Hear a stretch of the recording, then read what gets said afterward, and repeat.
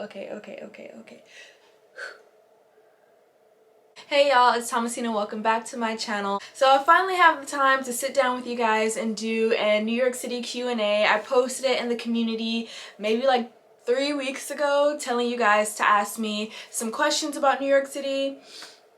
I got maybe like 3 or 4 questions under the community tab. Maybe some of you don't know how to use the community tab, or a lot of you didn't see it. But anyways, I took those questions and also compiled the rest of the questions that I usually get on my YouTube channel. And I'm just going to put them all in this video so that it's like a one-stop shop for all of your questions, or the most asked questions on my channel. So let's jump right into it. The first question, which is a question that I'm asked quite frequently, it is, how can I afford New York City? Now, I don't know if they're asking like, how can I afford New York City, or like, how can you watching this video afford New York City? So I'm just gonna speak generally. Have a job, obviously, and I really feel like you have to have a hustle. There's like this grinded out culture, like hustle culture of New York City. Most of the people, a lot of the people that move here, they move here with a dream, with a certain goal in mind, and they like do whatever it takes to reach that goal, achieve that goal. So you really definitely have to have that mindset. Even if you have to start at an entry-level position that maybe you don't really like that much, it's just basically like a survival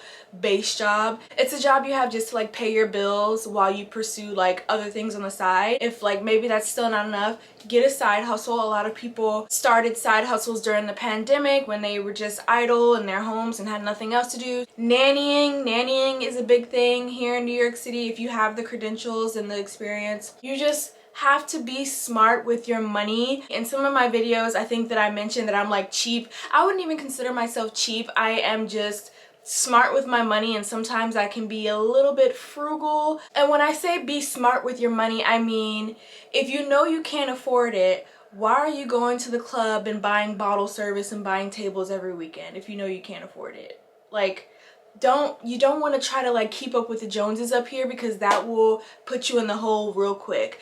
You don't need to impress anybody. It's just like, be who you are and dabble in what you can afford. A lot of people move up here and just go crazy trying to keep up with everything, and you just have to come to terms with the fact that it may not be in your budget. You can still get out and meet people and have fun, but if you know you can't afford the things that you have to pay for, try finding free events. There are so many meetups on the Meetup app that are dedicated to like free or cheap events. There are groups on Facebook that are dedicated to free and cheap events. There are a couple of big accounts on TikTok now that show you free things to do around the city. So you just have to be smart about it and do your research, and don't feel bad about not attending certain things or not wearing certain things or not having certain things because you can't afford it. Because if you stay focused, keep your eyes on the prize, and achieve your career goals, eventually you will be able to afford those things. I hope I answered the question. I kind of like jumped around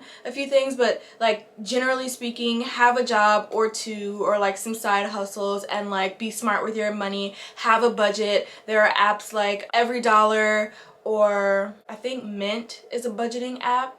But yeah, there are budgeting apps that you can use, so make sure you have a budget, keep track of your money, know where your money is going. Someone asked, do I prefer the bus or the subway?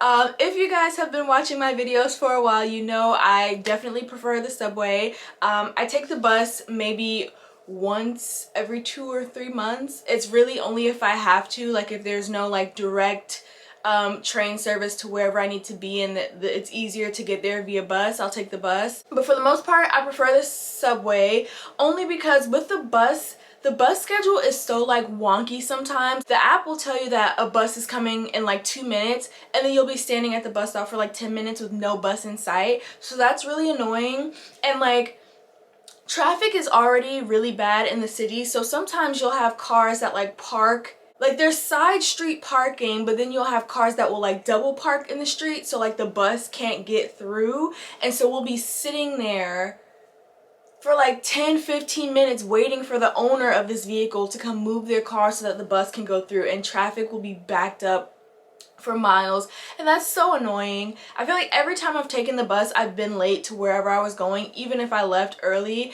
With the subway, you still have instances like that where like someone will be pushed on the tracks, or like I don't know, someone will have like a heart attack on a cart and they have to call the cops and stuff like that. There's definitely a lot of times where the subway is backed up or running off schedule, but I feel like it's easier for me to hop off a cart and go to another like train than it is for me to like hop off the bus and then there's like no other bus stop or no other bus coming.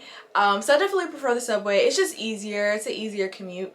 Oh, this is a good one. Someone asked, should they bring their car? Now, I would say it really depends on your lifestyle and like what you will be doing once you move to New York City or when you're living in New York City. Personally, I don't need a car up here like at all. I take the subway everywhere. I use the subway maybe like 5 times a day, so I'm very active on the subway. I just be like swiping away, and I'm not the best driver, so I knew that bringing my car to New York City would just be more stress. I would probably be accumulating a lot of tickets because sometimes I get confused with like the parking signage and like the restrictions of like switching street sides at specific times of the day. It was all confusing, so I knew I would have been accumulating tickets, which would have added up.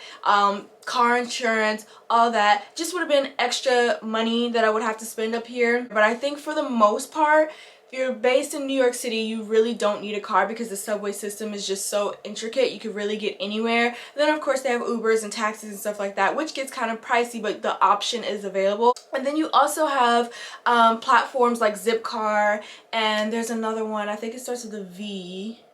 But basically, like, people can rent out their cars to you. You have services like that available to you. So a car, I would say a car is definitely not needed, but depending on your lifestyle, some people prefer having the car. Like with the pandemic, a lot of people didn't want to take the subway. A lot of people, they stopped doing shared Uber rides, so the cost of Ubers went up, and so a lot of people preferred having their own cars. But if you're someone who doesn't mind the craziness of the subway or like taking the bus, you really don't need it. Oh, okay, I did see this question a few videos down, but someone asked what kind of coat is good for New York City winters. When I first moved to New York City, I had this cheap coat from Burlington, which I love Burlington, don't get me wrong, but it was good for North Carolina winter, but it was not good for New York winter whatsoever. So I invested in a DKNY coat from Macy's. Okay, so this is the coat. Ooh. It's fairly long. It goes like right to my knees, and the coat I had before like went like just below my butt, but this one's a long coat. When I bought it, on the tag it was like super insulated or something, or like special heat technology to where like no cold gets through the coat. And you guys, this coat is amazing. Like, I'm literally so warm with this coat. No cold gets through. It's able to get wet, so I can wear it in like the snow and stuff. And it's honestly a great coat. It was very expensive, but a good coat is definitely worth investing in for New York because you'll have it for years. It's not something you'll wear once and like never wear again. It's a good investment. But some other brands, I would definitely recommend Macy's. They have amazing like coat sales, usually towards the end of summer or like early fall. That's the best time to buy a coat because winter the prices are going to go up because they know you need the coat. So it's always best to buy it like off season. A lot of people do Canada Goose. Canada Goose is a little pricey for me, but from what I've heard, they're pretty good. I don't know how you pronounce it, but Macage. I'll like write out the spelling on the bottom of the screen, but that's a really good one. Before I bought this coat from Macy's, I was actually gonna go ahead and get a Macage. Oh, I feel like I'm pronouncing it wrong. I don't know how to pronounce it. Macage.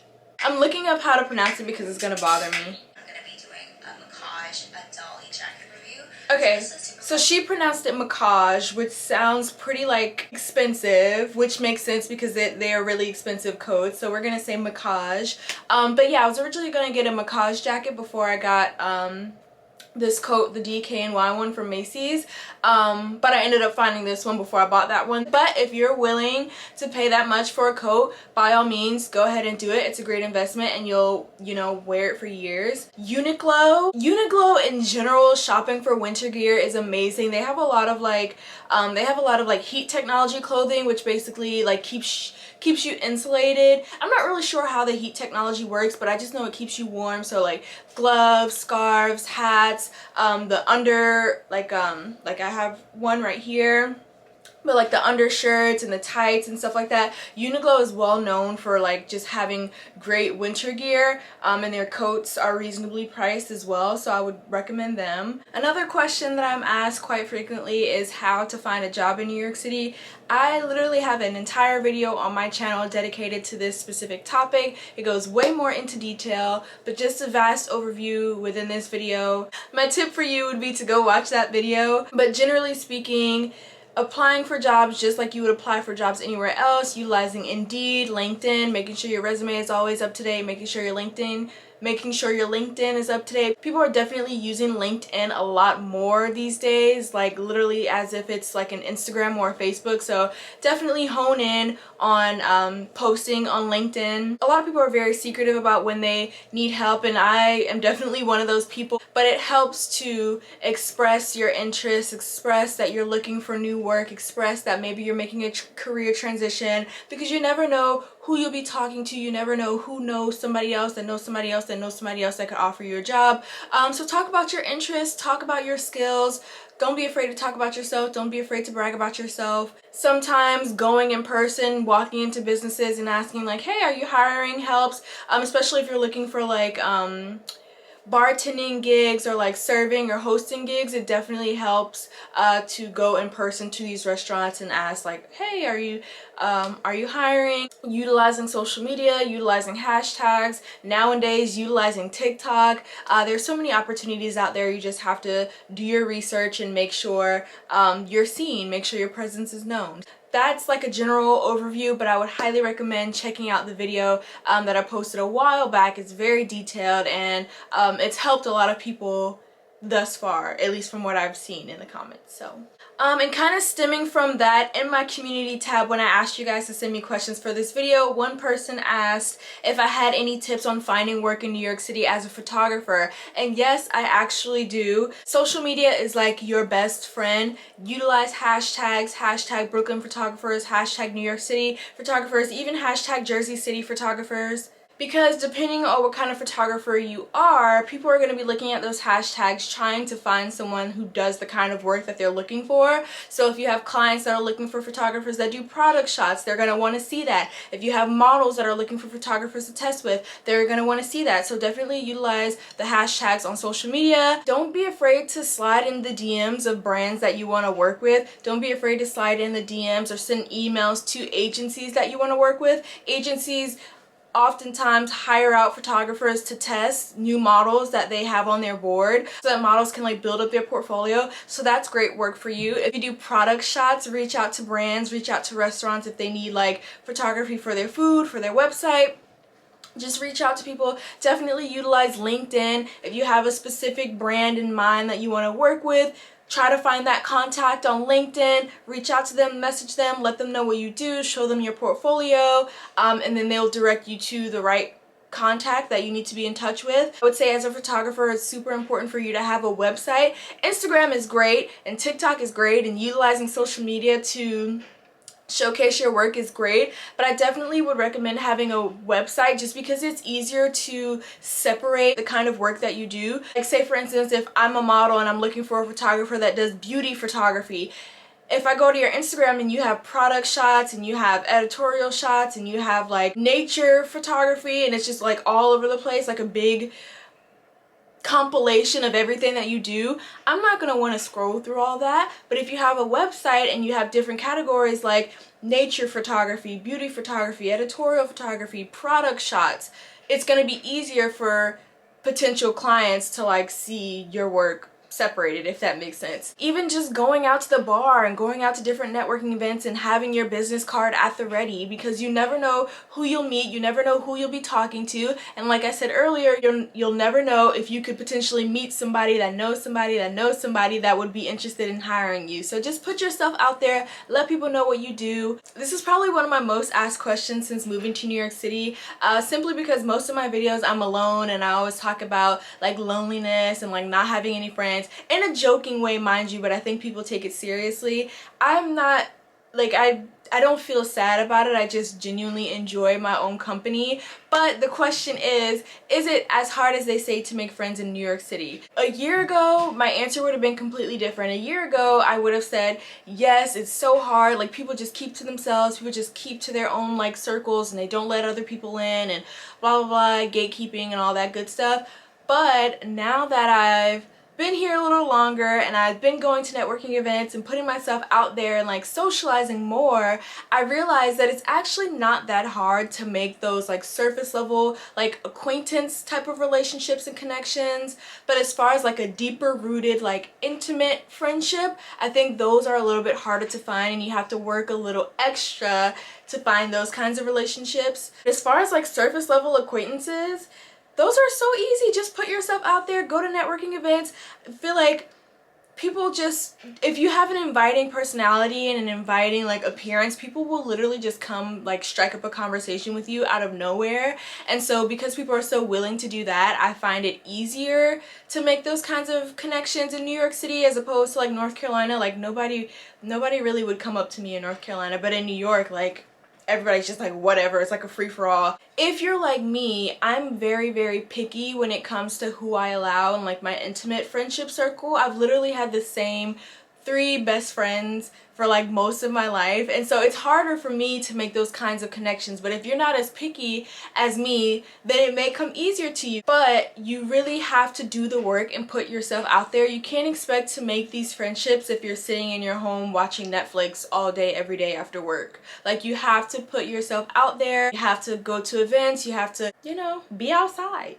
Be outside. It is difficult, but it's only as difficult as you make it. Someone asked, should they go see an apartment in person before signing a lease? I guess this is more so for someone who lives out of New York and they're looking for places within New York. My answer is yes. You should 100% see the place before signing a lease, before signing anything, before agreeing to anything, because the pictures that they post online oftentimes do not realistically represent what the place looks like. So my recommendation for you, if you are moving from out of state into New York City, I would say take off a week, designate a week to come to New York City to view places throughout that entire week. So prior to coming for that week, you need to be doing your research. You need to decide what area you want to live in. You need to be reaching out to agents. You need to be reaching out to people who are looking for roommates. You need to be doing all this research so that you have a list of places that you plan to see throughout that week, and then leave empty spaces if you want to like view a few extra places while you're here. Quick little story time. I came to New York before I like moved here officially. I was staying with my brother, and so I came in, I think it was like just before Thanksgiving. I had found these girls on Facebook who were looking for one roommate to do like a sublease situation because the other girl was like taking a job like out of the country for a few months or something like that. So I was gonna sublease her room until she got back, until I found like my own place, because it was really hard for me to find like a long-term place in the beginning. My brother comes with me to view this place, right? I see the room that was gonna be my room potentially. She still had all her stuff in there. There was barely gonna be any room for me to put any of my stuff because she wasn't putting her things in storage. But had I not gone to see the place in person, I would not have known that, because they didn't say that in the listing. And like the room looked pretty like big. The room looked pretty big from the photos, but once I got there, like her stuff was everywhere, and there would have been like no room for me to live. I just would have like had a bed basically. And then I got to meet them in person. I got to meet the roommates in person, so you kind of get a vibe or whatever. And you know, I'm not a smoker, right? I don't judge people that smoke, but I'm not a smoker, and I would prefer to live with people who don't smoke. But like once we got to the apartment, I didn't notice it, but when we left, my brother was like, oh yeah, they smoke, because he saw like a bong and maybe like some residue on like the counter or something like that, and I didn't even notice, but he did, because he's, I guess, a little more observant for me. But granted, had I not toured the apartment in person, I wouldn't have known that. And yeah, you can ask online like, oh, do you smoke? But people can easily like lie and say, no, I don't smoke, just because they're trying to fill the room, they're trying to get that money. So yeah, that's just a little backstory, a little side story of like why it's so important to view places in person. So yeah, just block out a week, maybe even 2 weeks to come check out some spots, and then hopefully you'll find your long-term place. Okay, following up with like the whole apartment topic, someone asked, is the roaches and rats problem really that bad in New York City? And like a secondary question, are there really roaches and rats in every apartment? So to answer the second question, no, there are not rats and roaches in every apartment in New York City. Literally my first apartment was newly renovated, so it was fresh and clean, and like there were no rodents. We had daddy long legs for some reason quite often in the summer, or was it the winter? I don't remember, but we did have daddy long legs, but that was the only like rodent. And then in my new apartment, I think, yeah, my new apartment is newly renovated as well, and so we don't have an issue, like a constant issue. We have had like water bug. I don't know what the difference between a water bug and a roach is. They're all the same thing to me. But in this, I live in an older building, but like my apartment itself is newly renovated, so we have had like a few like water bugs every now and then, but we have what's the person called, the person that comes to like kill the bug, like an exterminator. Yeah, we have an exterminator come every month, and so I think that definitely keeps the bug problem down. But we don't really have a bug problem. Like we've had like a couple of water bugs here and there, but other than that, that's about it. So to answer that question, no, not every apartment has that issue. However, yes, there are hella roaches and hella rats in New York City. In the spring and summer, that's the roach season, so you'll see the roaches out like in the city, like just doing their own thing, like living their best lives. And then in the fall and winter, that's when you'll see the rats more often, like in the subway or just like running through trash on the street and stuff like that. So yeah, the problem is bad, but not every apartment has that issue. The thing is, once an apartment building has like an infestation of like rats and roaches, it's really hard to get rid of. So you can have the cleanest apartment in New York City. If your building has an infestation, you're still gonna have roaches in your apartment. So I think it really just depends on like the age of the building and like the area, because some areas have more roaches and rats than others. So there are a lot of factors that tie into it. Like you can sign for an apartment, and when you go like tour it, you don't see any roaches at the time, but then you start living there for a few months and the roaches just start like creeping out. So it really just depends on the building, but like hopefully you'll luck out and get like a newly renovated space that doesn't have like that bad of an issue, but it happens.